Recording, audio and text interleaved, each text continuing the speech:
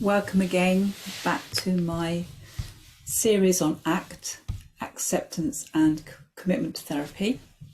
And the next thing we're going to talk about is the idea of self-identity in ACT. And this is basically a rigid self compared to a more flexible self.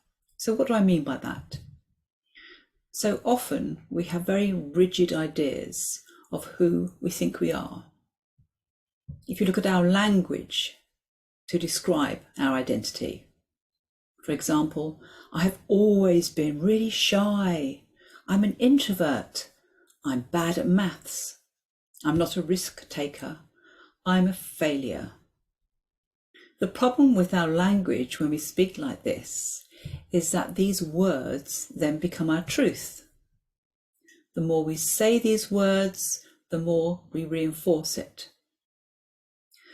Our brains then create neural pathways that simply create more belief that these rigid views of ourselves are true, and we create what's called inner negative self-talk. So ACT encourages us to see ourselves as having the possibility to change, to challenge these negative views about ourselves, and to develop a new identity and new skills. Although it is important we have some sense of identity, it can help us to reflect on whether we limit ourselves by carrying an old stuff about ourselves that is from the past and doesn't really reflect what we are today and where we want to be.